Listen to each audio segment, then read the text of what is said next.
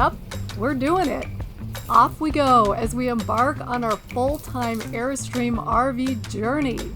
First up, beautiful Colorado. But is it really possible to pick our top 5 Colorado camping spots? Well, that is a tough one. Well, a lot of you have asked for this, and here it is. Our top 5 RV campgrounds that we have been to in Colorado. Now, these are in no particular order, and some of you might be surprised by our omission of one of the most popular places to go in Colorado, but I will discuss that a little bit later in the video. So, let's get started. In the first place we always love to land is Priest Gulch Campground. Now, it is a private campground. It is on the Dolores River.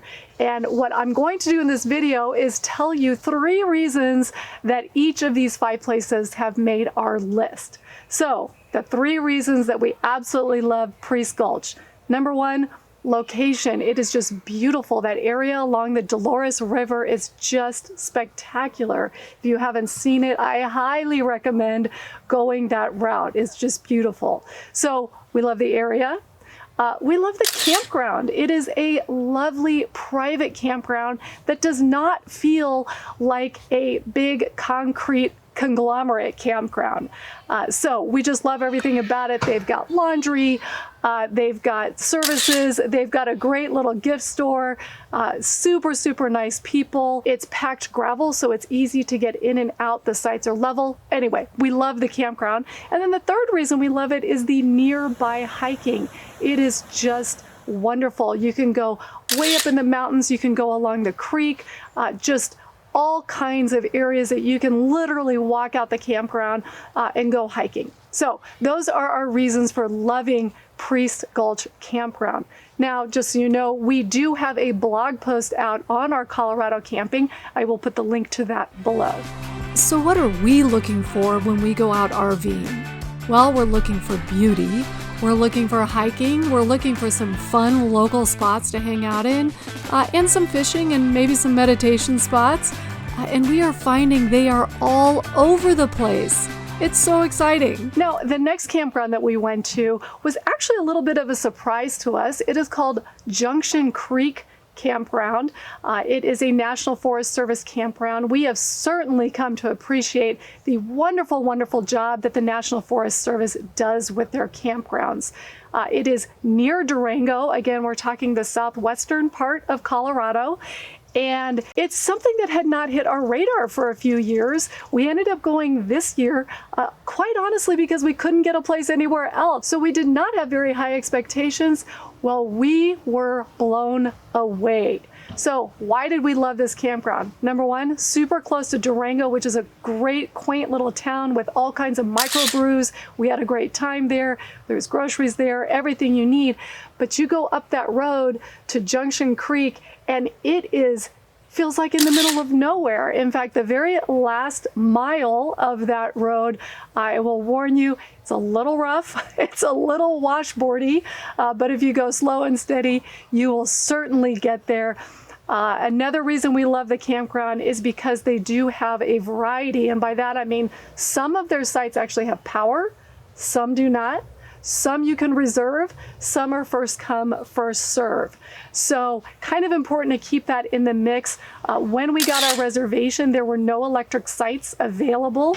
So we ended up with a non-electric site, which was spectacular. It was private, it was gorgeous, but there were some rainstorms coming in, and so we needed power. So what we actually did is kind of waited until the first come, first serve power electric site came up, and then we moved.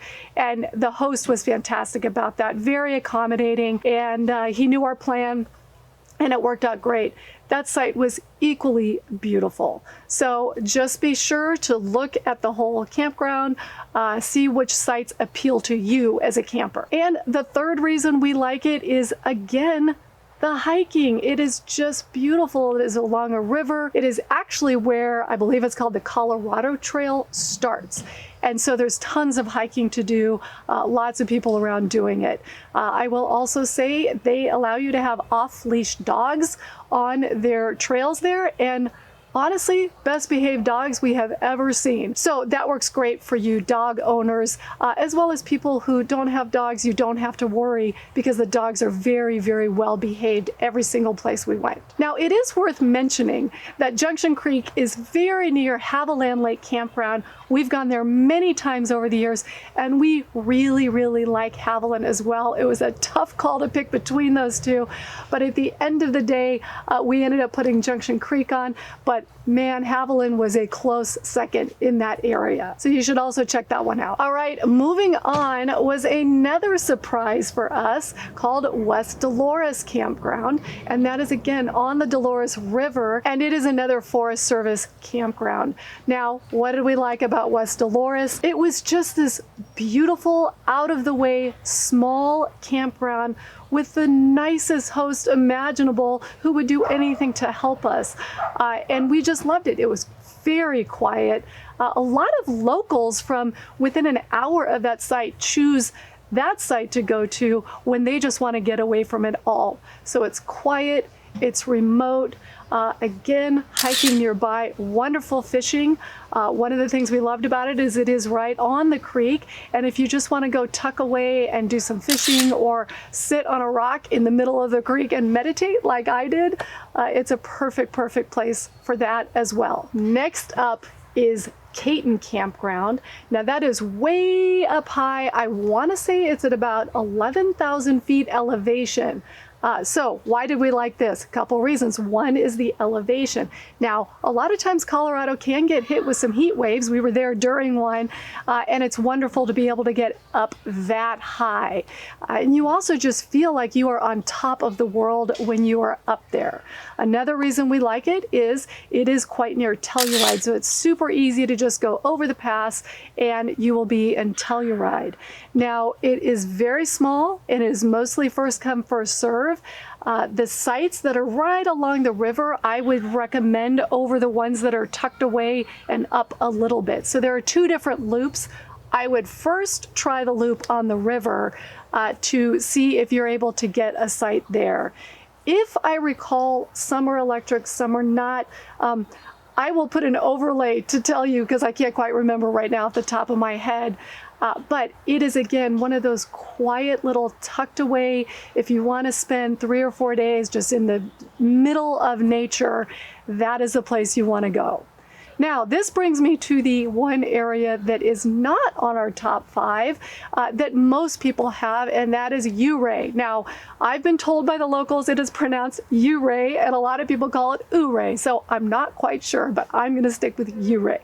So, Ouray is just north of where Caton is, and we have stayed there, and it's a lovely little town. But for us personally, it was just a little bit too cramped and crowded, and the campsites that were there were also cramped and crowded. We certainly enjoyed going to some of the local places in Ouray, but as far as our favorite places to RV camp, that one did not make the top 5. You guys, this journey has been so much more than we anticipated. The sheer vastness of space, the trees, the mountains, the rivers, the wildlife, it is just extraordinary. It is hard to leave one place and go to another, but the journey continues. So let's get to my 5th and final, and maybe our favorite of these. That's pretty hard to say. We love them all for different reasons, but that is Vallecito Creek. Again, a National Forest Service campground, and it is just spectacular. In fact, the number one reason we like it is the hiking. Now, the hiking trail that is right outside that campground, Paul is a huge hiker, and he said it is world class. So he puts it way, way, way up high on, it might be his favorite hike he does. And it is just this combination of wandering through the woods, and then you're way up high and you overlook this fabulous river that is just roaring with the snow melt, and it is spectacular. We also love the location. It is very close to a small little town near the lake reservoir, and we've had some great fun at some of the restaurants. We did the naughty schoolgirl run at a bar and had a lot of fun there. So it has a lot of local small places you can go to, and it is also near the reservoir where you can do tons of fishing. They even have sailboats. It's huge. So lots and lots of wonderful things to offer near Vallecito. There is also a private campground just within a mile of it called Blue Spruce. We've stayed there as well. And if you're looking for a place that has full hookups, laundry, that kind of thing, that we also highly recommend Blue Spruce in the same area. Now, I am actually here filming this in Glacier National Park in Montana, but I did want to give a recap of Colorado, and then of course Montana is coming. So go ahead and subscribe and hit that notification bell if you want to be alerted every time my new video comes out. My name is Heather, and here on the Spicy Apron, I focus on food, fitness, and fun in your 50s and beyond.